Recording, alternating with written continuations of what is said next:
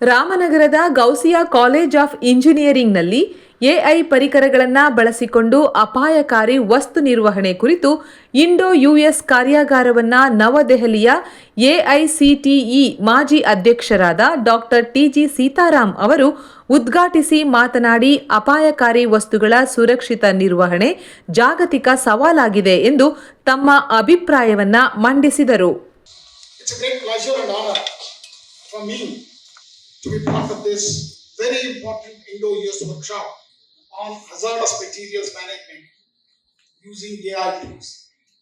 In this, you might notice two important topics. One is the hazardous materials management. Another one is very, very new technology which is disrupting the world, artificial intelligence.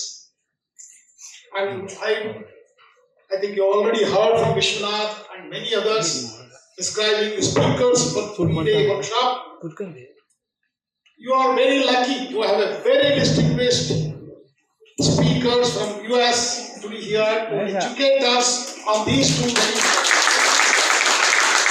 ಕಾರ್ಯಾಗಾರದಲ್ಲಿ united state of ಅಮೆರಿಕಾದಿಂದ 10 ಪರಿಣಿತ ಭಾಷಣಕಾರರು ವೇದಿಕೆಯಲ್ಲಿ ಇದ್ದರು. ಇದೇ ಸಂದರ್ಭದಲ್ಲಿ doctor R Vishwanath, Gousia engineering ಕಾಲೇಜಿನ ಪ್ರಾಂಶುಪಾಲರಾದ ಡಾಕ್ಟರ್ ಎನ್ಎಸ್ ಕುಮಾರ್ ಮತ್ತು ಆಡಳಿತ ಅಧಿಕಾರಿ professor Ejaz Ahmed, K R Umar, Ismail Khan, Abdul Rehman, Mohammed Zameer Pasha, doctor Dilyad Begum ಮತ್ತು ವಿವಿಧ ಕಾಲೇಜುಗಳ ವಿದ್ಯಾರ್ಥಿಗಳು, ಉದ್ಯಮ ತಜ್ಞರು, ಸಂಶೋಧನಾ ವಿದ್ವಾಂಸರು ಮತ್ತು ಅಧ್ಯಾಪಕರುಗಳು ಸೇರಿದಂತೆ ಇತರರು ಉಪಸ್ಥಿತರಿದ್ದರು.